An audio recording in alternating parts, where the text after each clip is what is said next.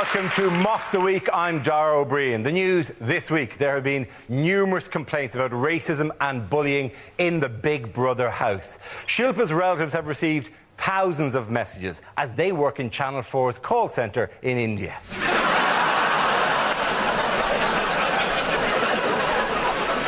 Jade is now officially the most unpopular goodie, breaking Bill Oddie's 30-year run.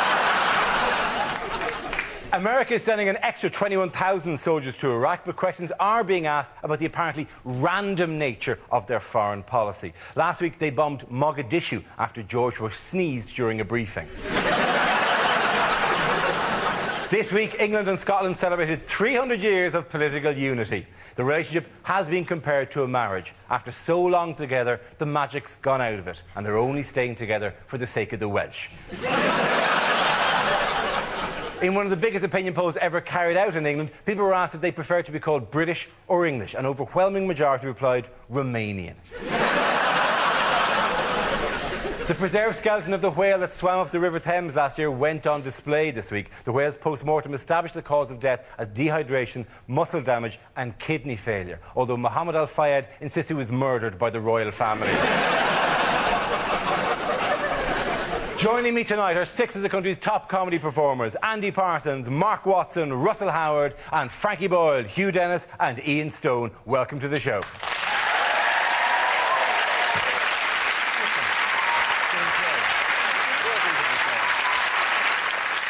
Our first round is called Headliners. Here's a picture of David Beckham and his lovely wife Victoria.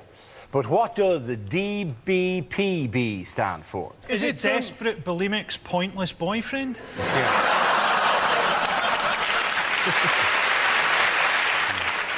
Does Beckham piss banknotes? That would be a fantastic act. Of course, you need a question mark, really, yeah. But it's just a game. Yeah. Is it Dabbles behind Posh's back? Or is he just didn't bother packing Brooklyn?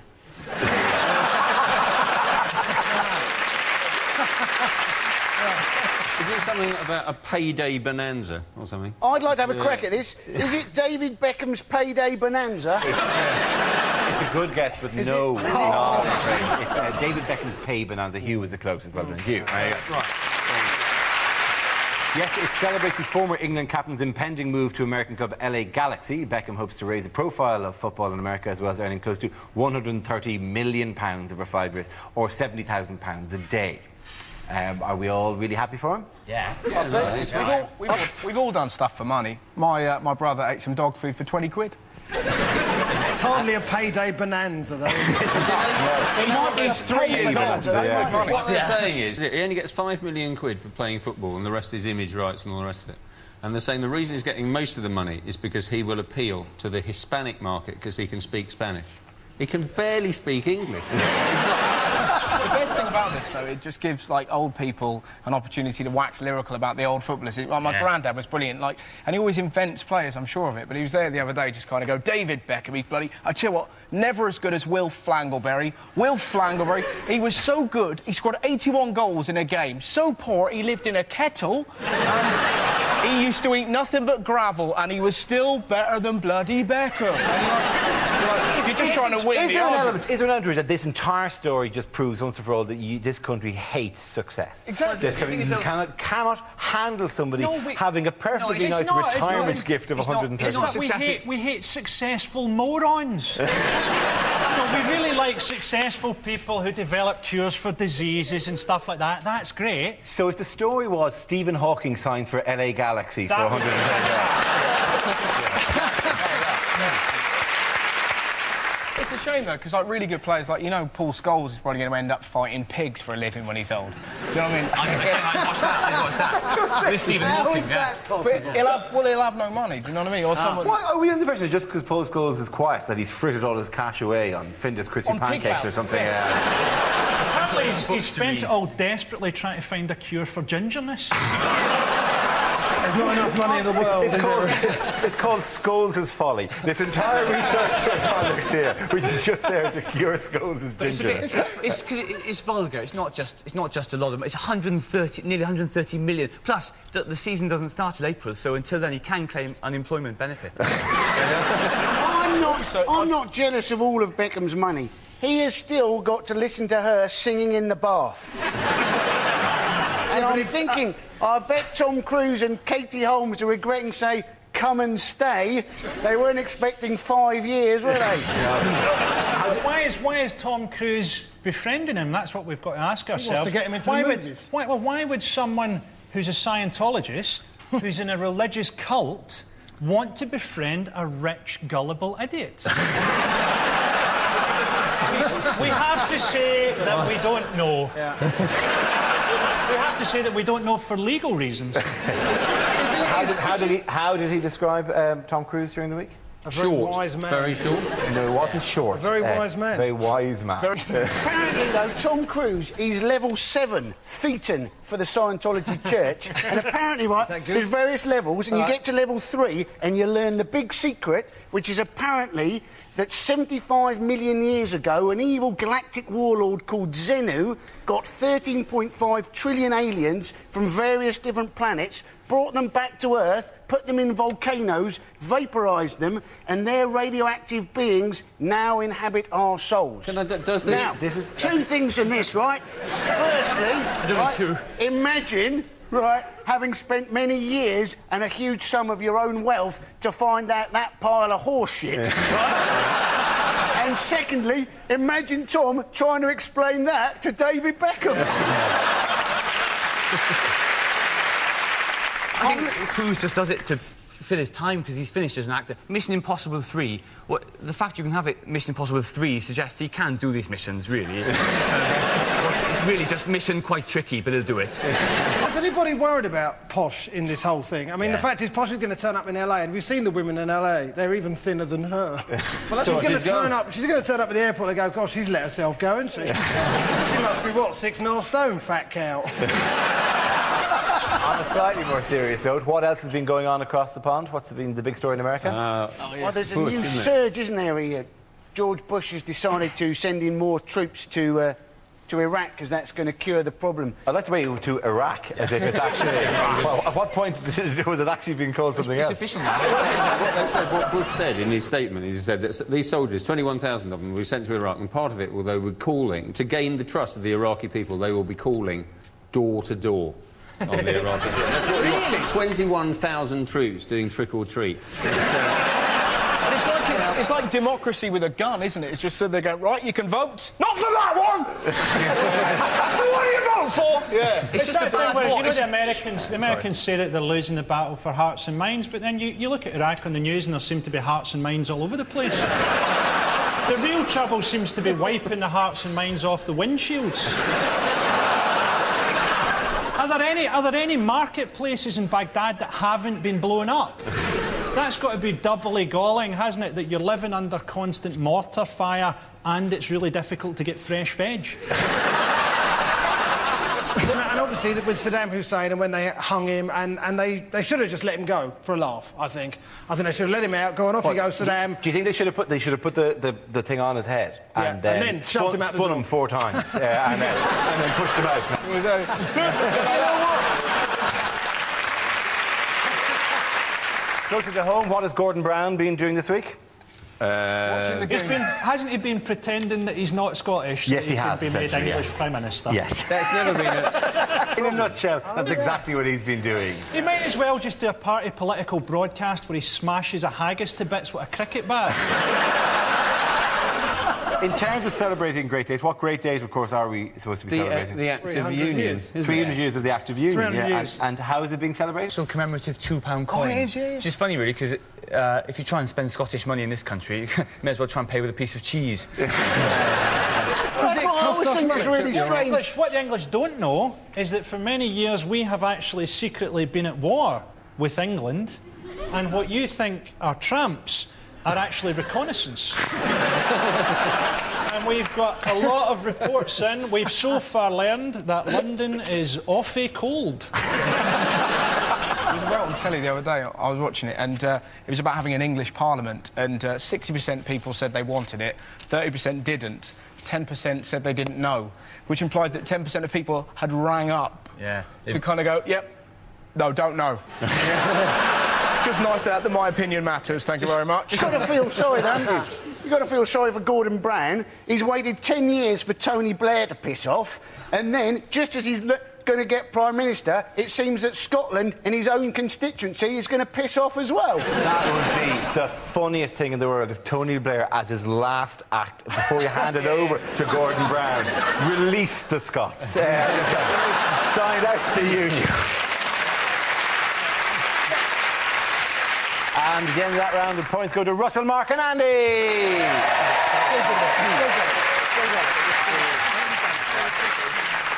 The next round is called Between the Lines. It features Hugh and Frankie. Would you make your way to the press pit? In this round, one of them takes on the role of a person in the news addressing the media while the other translates what they really mean. Frankie, you are Prince Charles making a New Year address to the nation. Hugh, you will tell us what he really means. My loyal subjects. My homies. My bitches. I'm proud to say that Harry will be serving in Iraq. I'm sure that he will find a useful role to play. 3 miles behind the other troops, in a sealed titanium war bubble. I do hope that he doesn't get shot. How will I break the news to his father?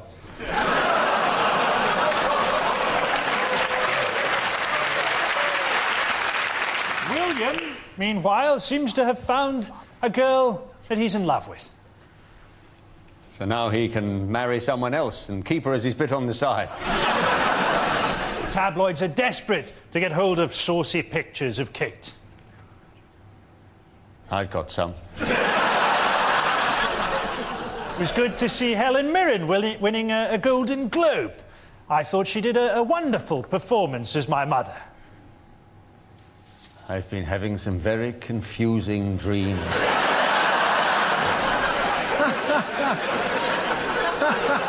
I took Camilla to India recently, and the locals who saw us were amazed. He thought, blimey, Diana's let herself go a bit.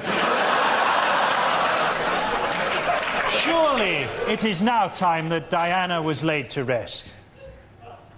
After all, it's nearly 10 years since we had her killed. My sons were both very upset at the time.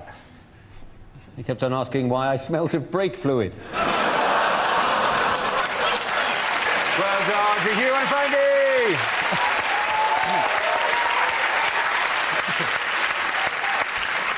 Now we play a round called Spin on This.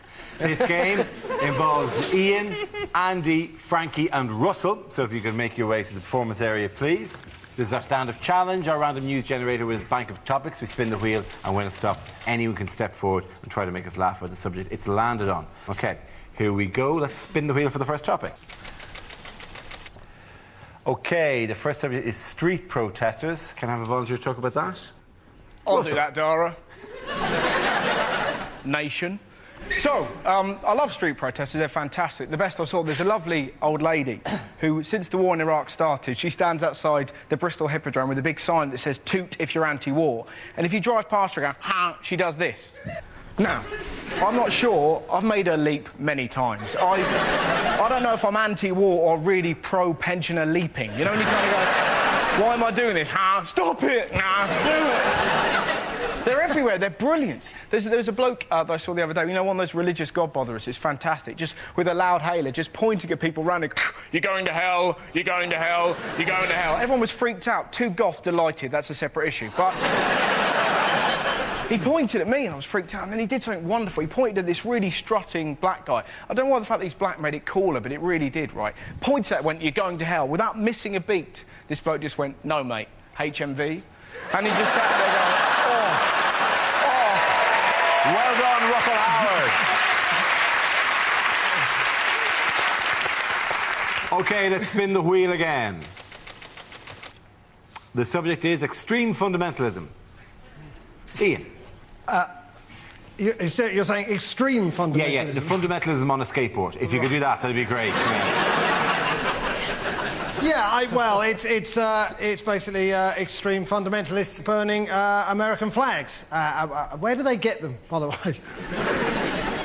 Where do they get them? We don't see it, you know. As soon as they turn the cameras off, someone's there going, put it out, for goodness sake. We've only got 2 left. Use the asbestos flag, like I said. I think some Jewish bloke's got a big warehouse in the Middle East, don't you? Business is business. Well done, Ian Strong. That leaves it with Frankie and Andy. The next topic is... political correctness. Who would like to go? Frankie!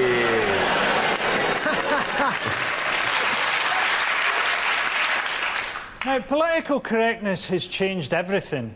People forget that even political correctness itself used to be called spastic gay talk.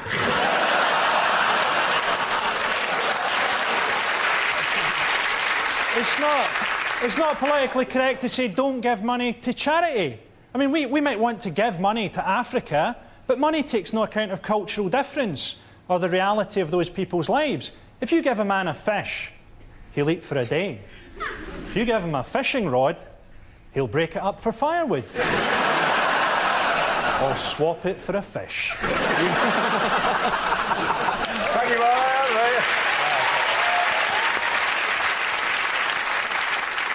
OK, Andy, let's see what you've been left with.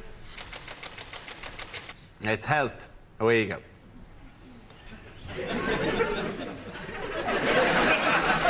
Now, once again, they've been having a go this week, haven't they, about skinny models, saying that they give us a bad body image. Now, I'm not sure we're quite that insecure, are we? You know, I see a skinny model, I don't think, oh, I better go on a diet.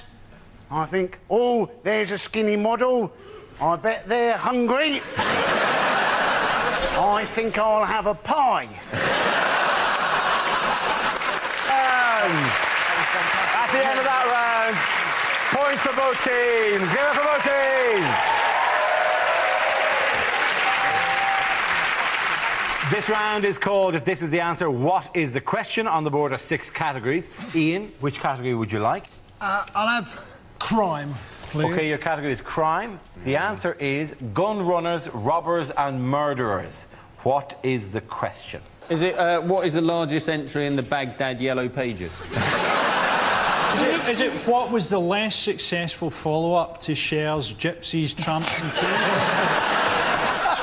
Is it, according to the Daily Mail, how should we categorise asylum seekers?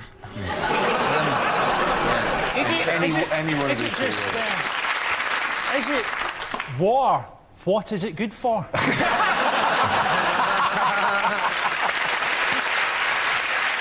It is a matter, I'll give you a clue, it's a matter of records.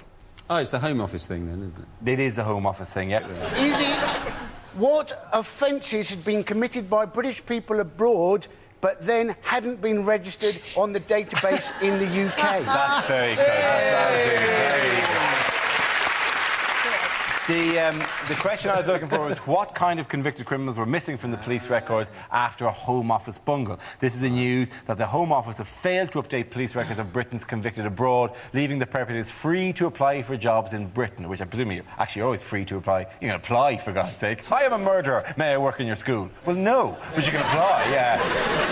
This is a joke, you know, because, OK, you know, being a government is difficult, right? So there's difficult things in government. It might be hard to find the line between individual freedom and collective responsibility. They're messing up on data entry. Apparently 1 in 5 of our records are wrong, and if the Home Office say it's 1 in 5, it's probably about 3/4. It's also slightly vague, the term Britons who have offended abroad. But it's presumably that includes people who've gone, "Oi, Manuel, give us another beer, por favor," in Greece. Whose fault it is? It's John Reid, or as he's listed on the database, John Reeves. I hate John Reid. He looks like a bouncer at a bowling club. It's only that he's had so many scandals. There have been 3 or 4, haven't they? But it's not surprising, because the police are, you know, the police are trying to do a good job, but they're a bit rubbish. I've only ever once been a victim of crime, which was when a flat I lived in was broken into. Dun, dun, dun. And I came home one day and the door had been knocked off its hinges. It was just splinters. And a policeman came round. They literally took it and then they shredded it. No, they didn't. They just... As the policeman came round, I was standing in front of this door, which was half there, right? And the policeman had his notebook and he went, "So, sir, any idea how they got in?" One of the They came in problems- over the balcony, you twonk. One of the problems that they had, wasn't it? It was last week's Home Office problem was apparently people absconding from open prisons. Now, I guess the problem there is the word open next to the word prisons. I would have thought. It is not Not only should you be allowed access to your own records, you should be allowed access to your own CCTV footage so that you can find out what you did on a Friday night. I knew I shagged someone. Great thing, the new CCTV footage, right? They can actually speak to people as well as see them. They can speak to them, and they're apparently going to use this to stop people littering. What a brilliant job that would be. You know, you're there. Oi, pick it up. Hoodie board, this is God. On a possibly more serious note, what does everyone think of the Big Brother race route? I love the way that the viewing figures have gone up ever since the race. Yeah. People do love to tune in for a bit of racism. Guaranteed racism I'm up going a to get million. offended. I'd better have a watch of this one. Here we go. And Big Brother, the producers are deliberately doing this. You know, they may as well just have the voiceover guy going, "Day 3, Jade is a bigot." Isn't the thing that basically we are at fault because as a viewing public we have over-promoted Jade Goody? Yeah. I mean, there's no point saying she's at fault because she's not fit to take any place in a civilised society. Hang on a minute. We're in the same situation as someone who's trained a monkey to be a butler. And saying, "Oh, I trained him to be a butler, and instead of ironing my shirts, you know what he's doing? He's throwing shit at the walls." Yeah, he's throwing shit at the walls because he's a monkey. It's a very powerful metaphor. How great would it be if someone's just turned on at that moment with you? He's throwing shit at the wall because he's a monkey. What's coming next? No, too much racism. Oh, they're talking about Jade Goody again. Plus, we've you know, allowed Jade Goody's mum to have national television. If I was Jade Goody's mum, I would not be on TV. The only reality TV show I go on would be celebrities get sterilised for the good of the country. It should be, by the way, it took a slightly more serious turn, I suppose, in the sense that we're now at war with India.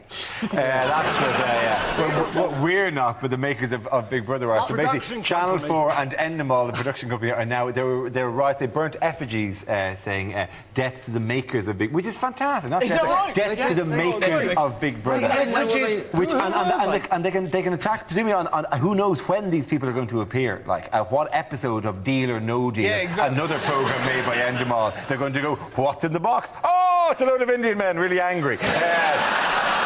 And they hop out. Like. Channel 4 That would make Deal No better, wouldn't it? It would introduce a genuine note of peril. If you're going, the box may contain a penny, or it may contain 50 grand, or it may contain the Tamil Tigers. One or two. Who knows who's going to be in the box? Surely Channel 4 are going to be absolutely delighted that India is paying attention. It's going to be the biggest Channel 4 audience they've ever had, isn't it? It's gone from 3.5 million to 4.5 million. Soon, 1,100,000,000. And you know that next year they're going to have in the house Ron Atkinson, that ballerina. Yeah. Nick Griffin. And the Kumars. In one house together at last. It'd be great. And Prince Philip, obviously. Gordon Brown are currently on tour in India, wanted to talk about finance. Now his first question is, what do you think of Big Brother? He wouldn't have a clue, Dirk Benedict, He's supposed to say, I think it's seriously damaged this country's standing in India. Before, they just thought that we stole their country and made them drink tea. Now we're the bad guys, suddenly. Within the rules of the show, though, you know that they've no contact with the outside world, bar the diary room, so they don't actually know this stuff. If they just all sat them down and said, "OK, let's have a look at what's going on in the world," and then showed them, live footage of some part of, Delhi erupting in flames and Jade Goody being burnt by a giant crowd. Imagine. Can you imagine the next time Jade Goody goes for a curry? Imagine being in that curry house. How fantastic would that be? I'd sooner imagine being in the kitchen of the curry house exactly. when the order comes through. I always think that on one of the evictions, they should have someone go out and just have complete silence in the house and then a single gunshot. Ladies and gentlemen, at the end of that round, we're going to point to Ian, Hugh and Frankie.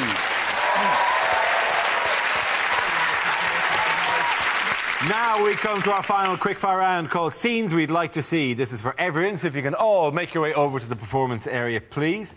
I call it ideas for scenarios we'd love to see, and the performers come in with their suggestions. The first subject is unlikely lines to find in the Bible. He's not the Messiah, he's a very naughty boy. And God said, "Let there be light." Sponsored by Powergen.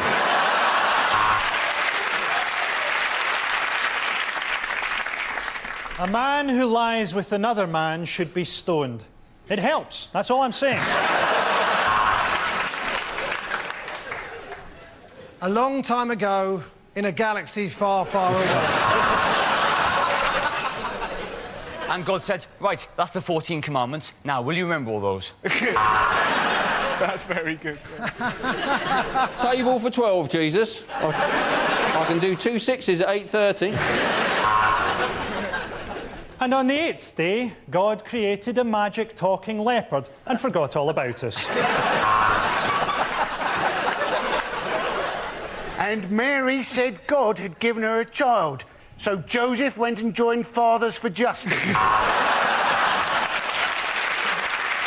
And it rained for 40 days and 40 nights, although Thames Water still had a hosepipe ban. St. Paul's third epistle to the Corinthians. Dear Corinthians, I've written to you twice now. No reply. I don't know how you do things in Corinth, but where I'm from, that's a bit rude. OK, the next topic is...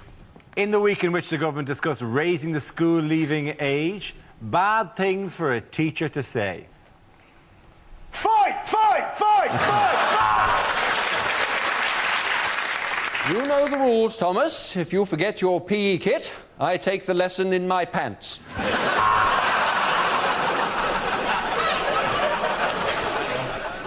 I'm a gun runner, robber and murderer, but the Home Office think I'm clean.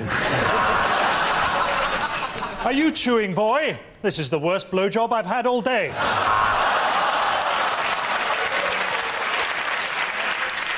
I don't know the answer, Watkins. I just do this job for the holidays. It turns out you're not dyslexic, you're just really, really stupid.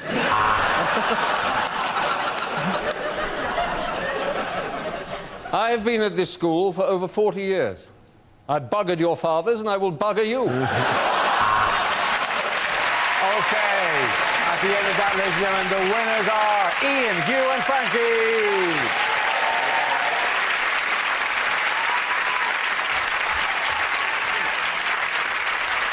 That's the end of the show. This week's winners are Frankie Boyle, Hugh Dennis and Ian Stone. Commiserations to Andy Parsons, Mark Watson and Russell Howard. Thank you for watching. Good night.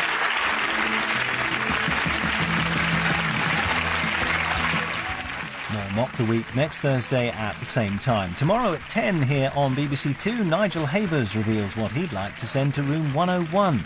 And on BBC Three now, the toughest challenge yet for the teenage couples in Baby Borrowers.